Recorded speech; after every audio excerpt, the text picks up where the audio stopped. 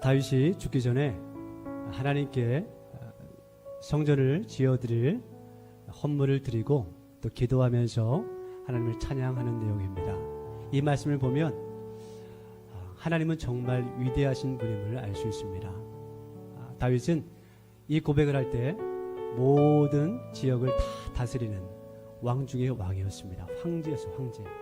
모든 나라를 다 굴복시키고 하나님께서 다윗을 존귀하게 모든 왕들을 다 이기고 왕의 왕이 되게 하시고 또 큰 복을 주시는 위대한 삶을 살고 있을 때였습니다. 다윗은 이것이 자기의 능력이 아니라 하나님의 은혜였음을 알고 있습니다. 다윗은 목동이었습니다. 목동.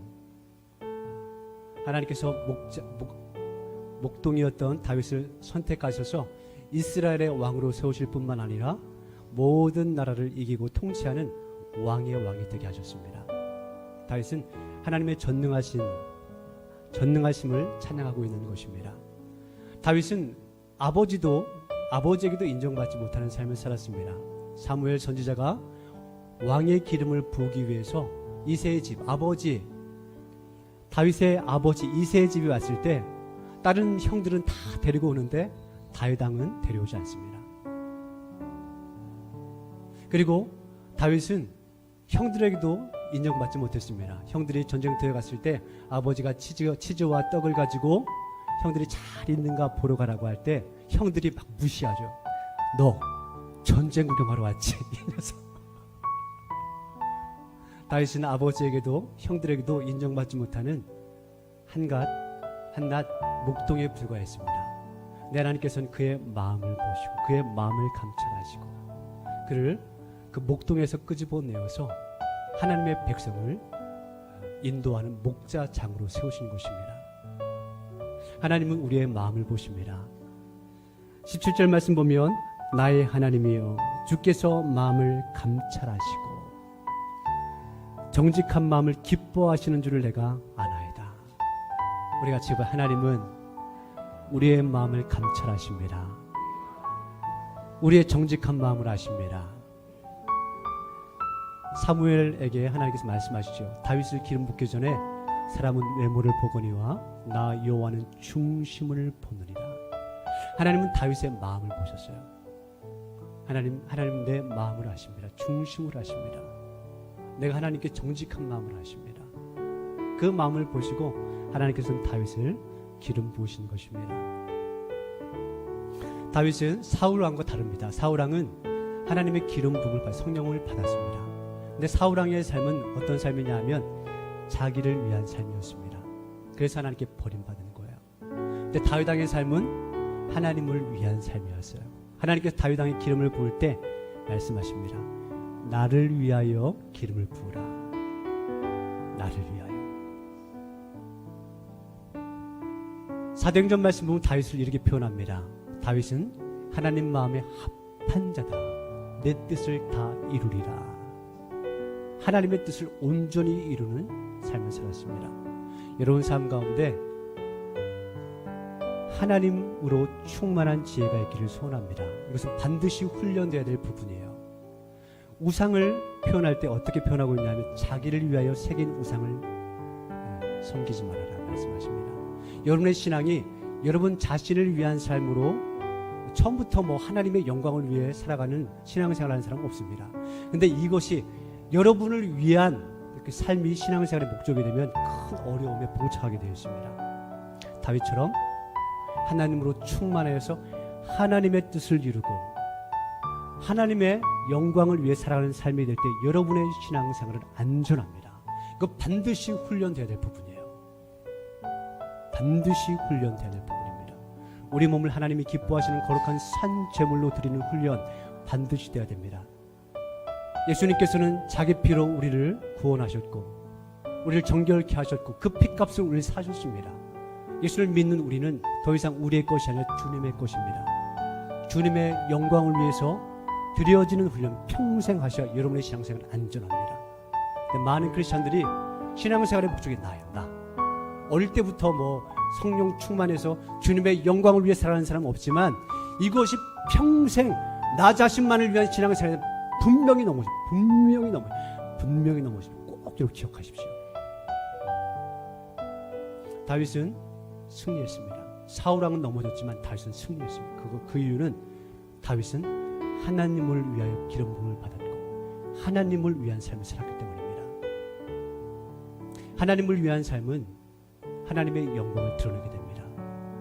모든 영광, 모든 나라, 모든 권세 하나님의 것입니다. 근데 하나님께서 이 다윗에게 맡기신 거예요. 그것을 하나님의 영광을 드러낼 사람이니까.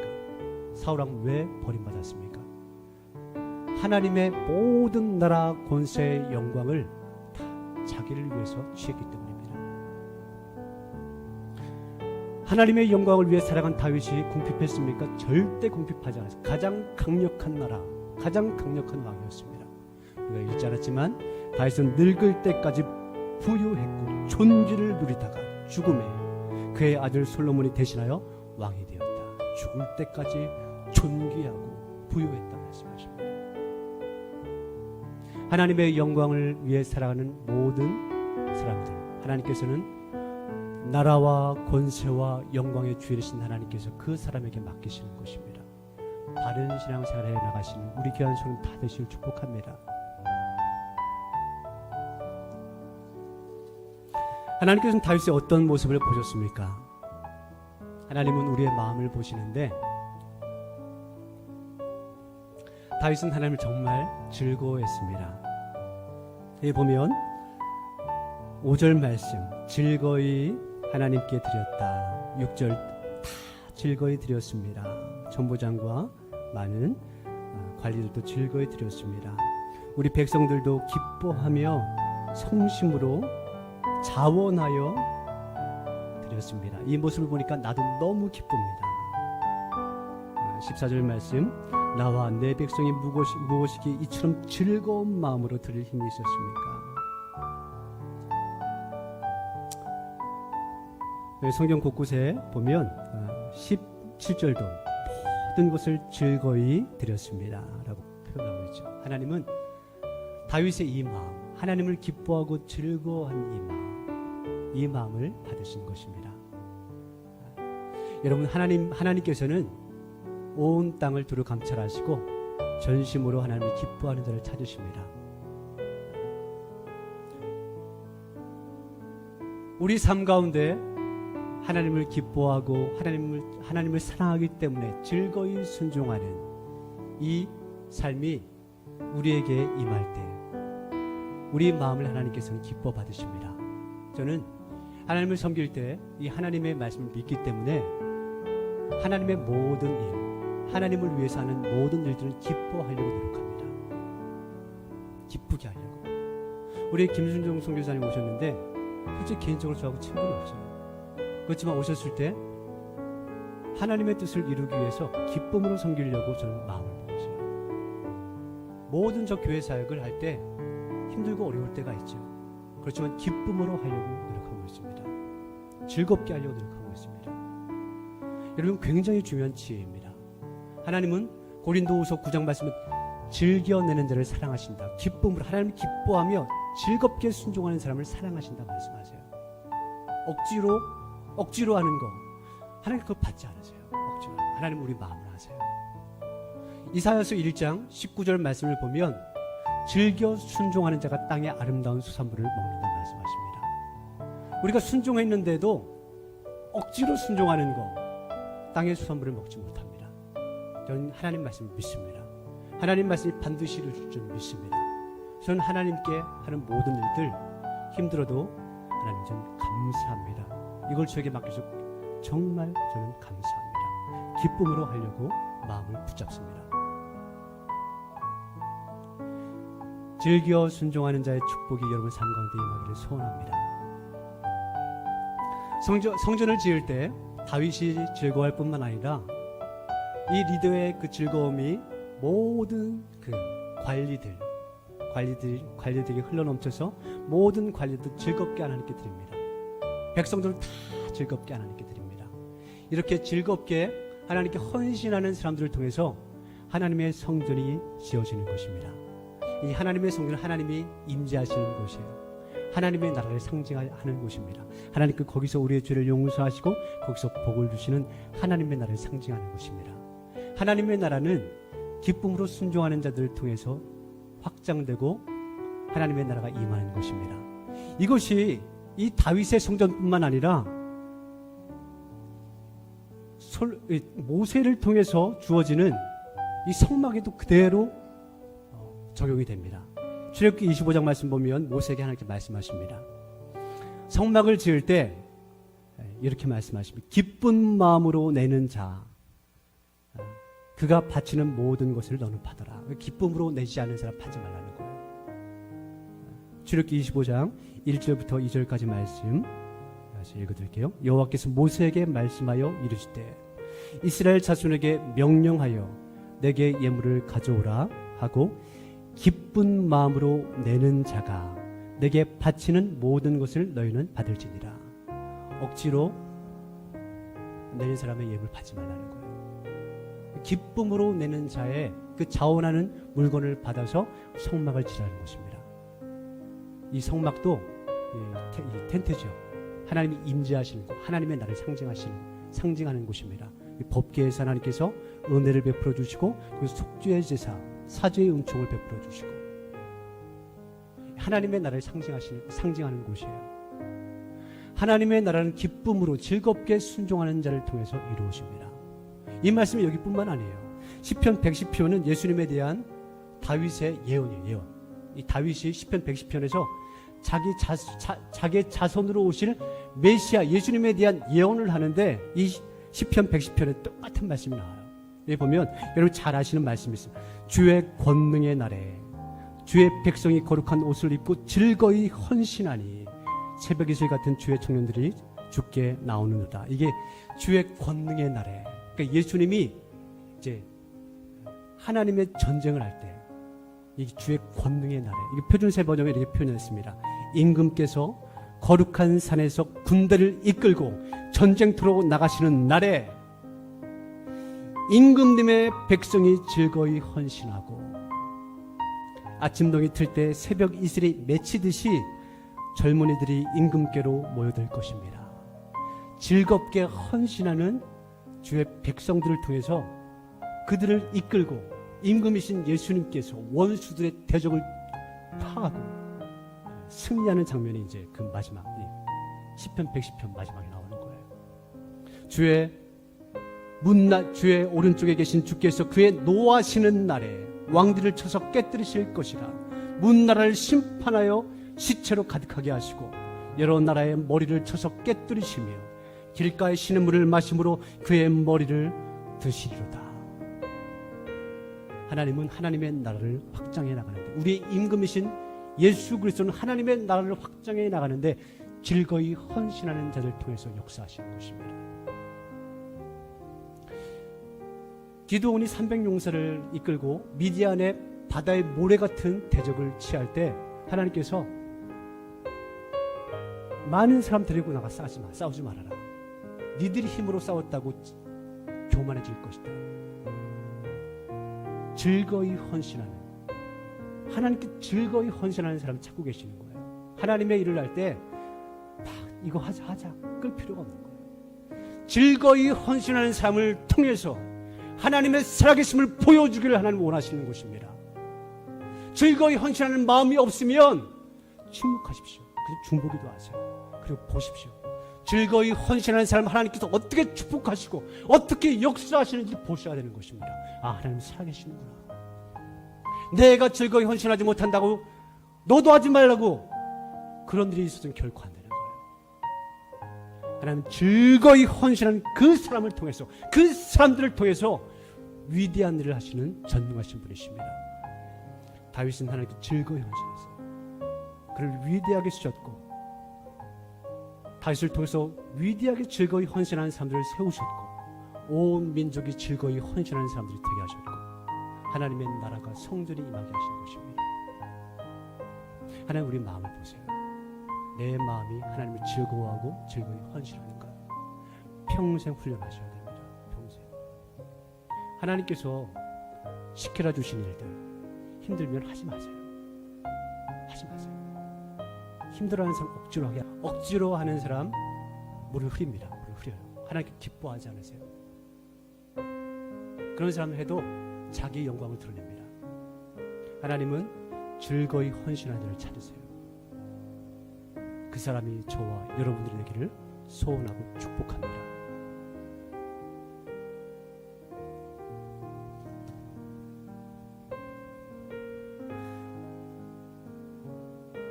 다윗은 하나님을 즐거워했을 뿐만 아니라 하나님께 드리는 것을 기쁨으로 준비합니다.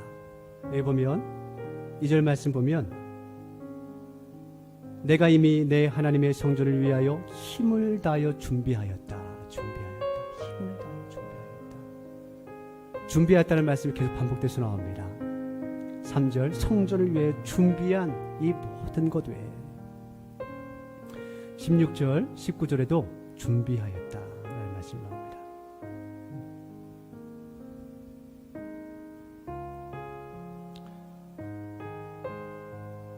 하나님을 위해서 준비하는 것 굉장히 지혜로운 마음입니다. 하나님은 준비된 것을 기뻐하시고 받으십니다. 이 말씀을 고린도후서 9장도 그대로 말씀하세요. 연보를 할 때 주의 백성, 가난한 백성을 도울 때 그걸 연보라고 해요. 연보. 준비하여야 참된 연보다 말씀하십니다. 고린도후서 9장 2절부터 5절까지 준비하라 준비하라 몇 번 나온지 아세요? 5번. 그냥 순간적으로 이렇게 아니 뭐 하지 뭐 그게 아니라 준비하여서 미리 준비하여서 하나님께 드릴 것을 준비하고 하나님의 뜻을 이루기 위해서 준비해서 드리는 예배가 헌신이 참 하나님이 받으시는 제물이 된다 말씀하십니다. 이것은 여러분들이 승리하는 비법이에요. 시간과 물질을 하나님을 위해서 하나님의 뜻을 위해서 준비하는 훈련이 될 때 절제하게 되어 있습니다. 인내하게 되어 있어요. 여러분 하나님께 드릴 시간과 하나님의 뜻대로 시간과 물질을 나의 모든 것을 준비하고 하나님의 뜻대로 하나님을 위해서 딱 준비해 놓으면 절제하게 되어 있습니다. 시간 낭비하지 않고 인내하게 되어 있어요. 하나님께서는 안식일을 거룩히 지키라 말씀하셨죠. 안식일을 거룩히 지키는 삶을 위해서 하나님께 시간을 이렇게 준비해 보세요. 그러면 6일 동안은 힘써야하게 되어 있습니다.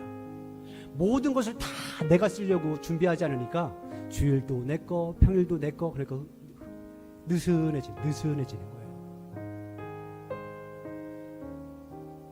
이제 하나님께 드릴 시간을 준비해 놓으면 이것은 하나님께 드릴 시간이니까 남는 시간은 열심을 내고 최선을 다해서 하게 되는 거예요. 근데 다 내가 쓰려고 하니까 느슨해. 이것도 쓰면 되니까 뭐 이렇게. 이 시간도 그렇고 물질도 마찬가지예요. 하나님을 위해서 하나님의 뜻대로 부모를 위해서 내가 먹을 것, 자녀들 쓸 것, 또 심을 것 다 나눠보세요.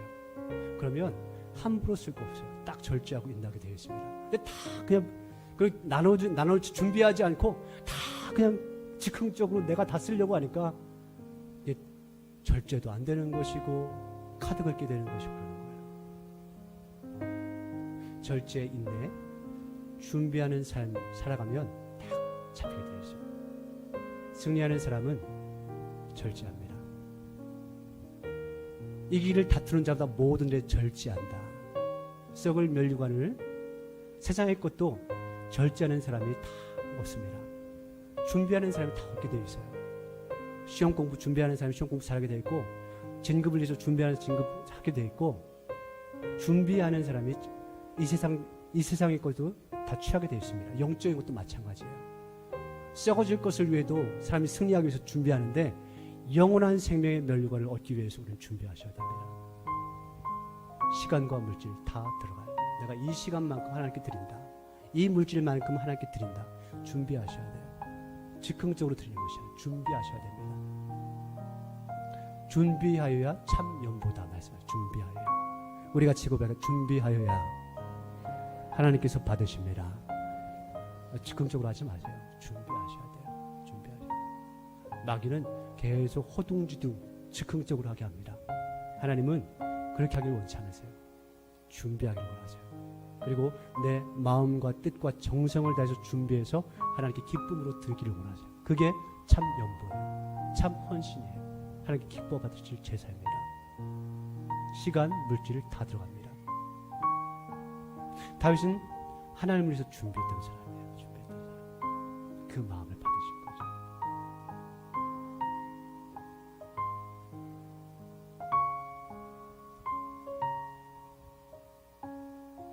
다윗은 모든 것이 주께로부터 왔으니 받은 것을 주께로 돌려드립니다. 고백합니다. 우리 14절부터 16절까지 말씀.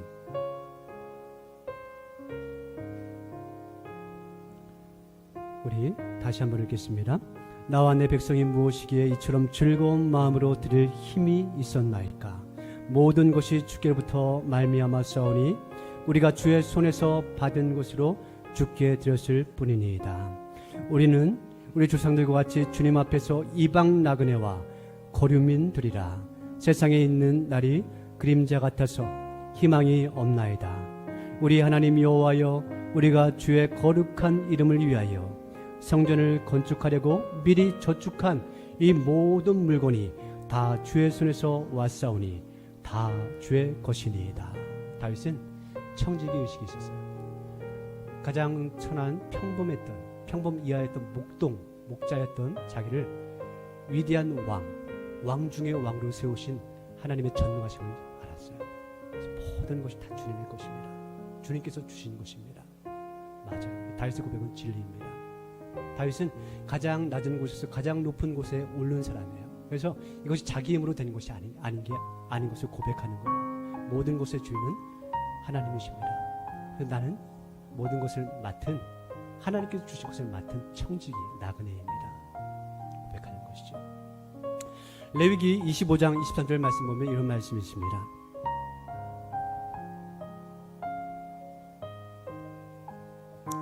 레위기 25장 23절. 토지를 영구히 팔지 말것은 토지는 다 내 것임이라. 너희는 거류민이요 동거하는 자로서 나와 함께 있느니라.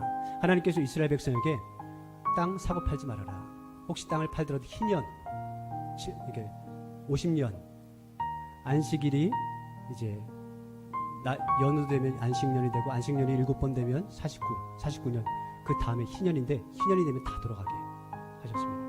그러니까 내가 돈이 없어서 땅을 팔아도 희년이 되면 다시 다 이스라엘 백성이 돌아가도록 하셨습니다. 하나님의 법이에요. 하나님 말씀, 땅을 팔지 말아라. 땅은 내 거다. 너희는 거류민이다.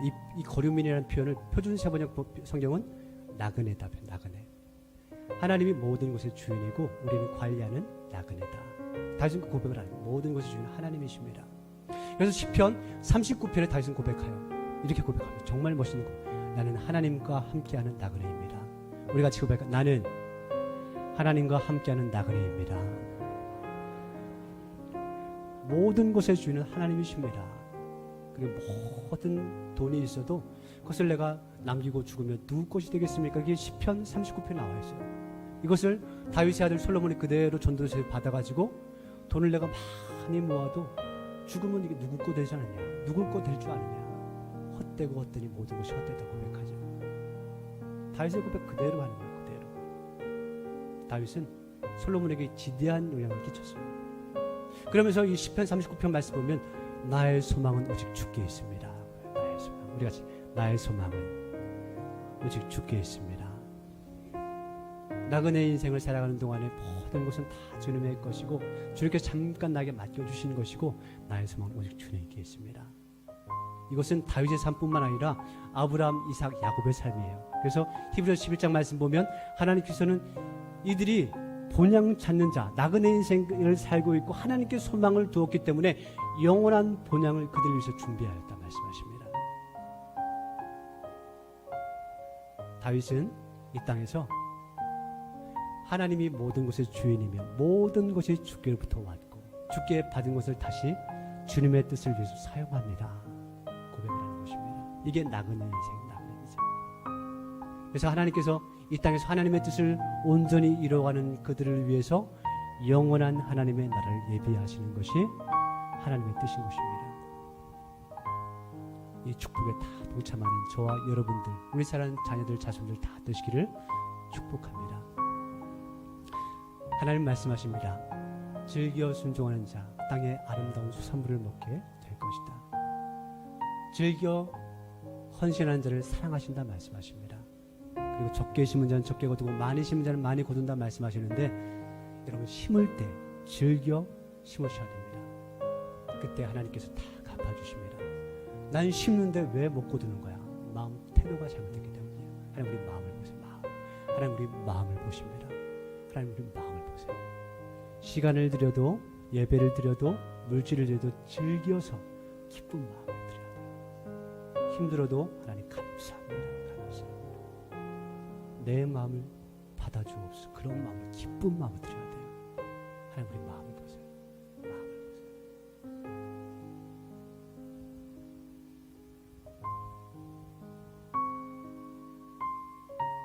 우리 같이 기도하도록 하겠습니다.